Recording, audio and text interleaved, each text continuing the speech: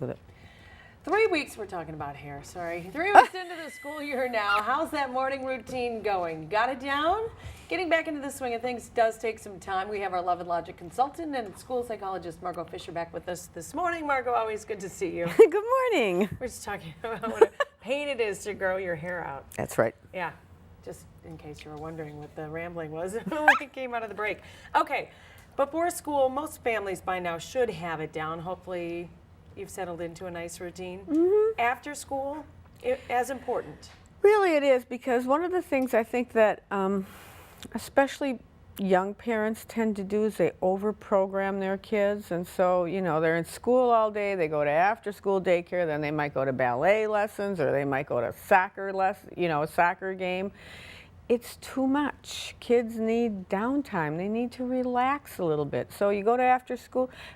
Don't have 3 or 4 sports that your child is participating in. Gymnastics, soccer, music, all after school. It's too much for them.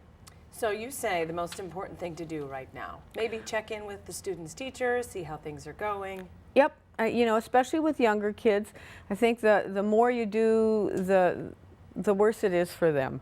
You know, check in with their teacher. If you haven't heard from their teacher, which I would highly doubt, find out the best way that your teacher would like you to communicate and let them know how you'd like to communicate. Some parents are comfortable on the telephone, others are comfortable with email. Do that. Don't be a pest. Don't show up every morning at your teacher's door, but do say, hey, how can I contact you if I have a concern? I would love to volunteer in your classroom if that's something you let me do.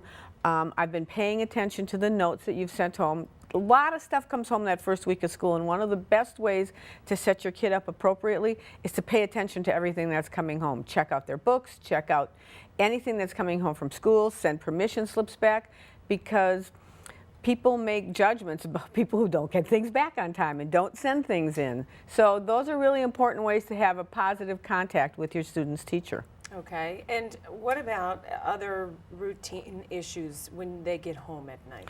You know, have a healthy meal. Don't be stopping at McDonald's in between, you know, after school and music lessons. Figure out some healthy snacks, good nutrition. Don't fill them full of fats and sugars. You know, decent meal, time to sit down and talk about the day. Don't make kids come home from school and do homework right away if they have homework. Sit down, let them have some free time, have a meal, then after dinner have a specific place where kids can do their homework, and then also spend some time with them before they go to bed. Positive, nurturing, happy time, not fighting.